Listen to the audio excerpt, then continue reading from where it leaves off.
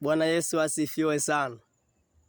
Ninawasalimu mara nyingine tena katika jina la Yesu.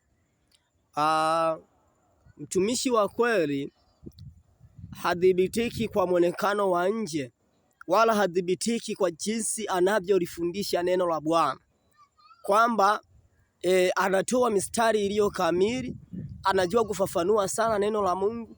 Hapana, bali hata shetani ana uwezo wa kujigeuza kuwa malaika wa nuru na akalifundisha neno la Mungu.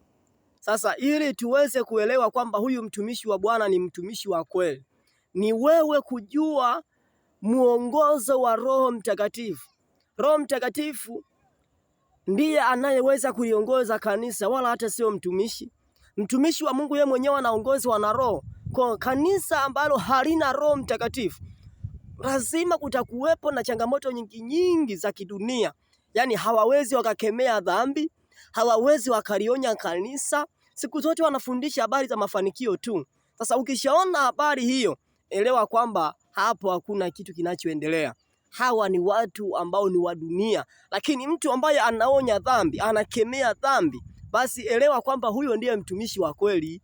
Mtumishi wa kweli hadhibitiki kwa kuvaa masuti, hadhibitiki kwa kuvaa kaunda suti, wala kwa mwonekano wa mtazamo wa maisha alionao, bali anadhibitika kwa jinsi anavyolihubiri neno la Mungu kwa ujasiri, akiwakemea watu dhambi zao, akiwaongoza watu sala ya toba, akiwaelekeza namna ya kuenenda katika njia za Yesu Kristo. Si kwa habari ya mafanikio tu. Simaanishi kwamba mafanikio sio sehemu ya Mkristo.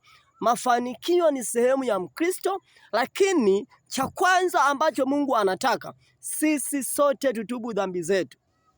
Tutubu dhambi zetu, tuwe na tabia njema, washirika wetu wawe na tabia nzuri, wajue kuenenda katika njia za Bwana. Kwa hiyo mtumishi wa kweli anadhibitika katika mafundisho yake, hadhibitiki kwa sura, hadhibitiki kwa mavazi, anadhibitika kwa kuongozwa na Roho Mtakatifu. Siku zote Roho Mtakatifu anaonya, siku zote Roho Mtakatifu anashauri, siku zote Roho Mtakatifu anakuelekeza kipi cha kufanya na kipi cha kuacha. Kwa hiyo ukiona mtumishi anakuonya, sio kwamba anakukataa, bali anakupenda sana na mbingu zinakupenda, ndio maana unaonywa.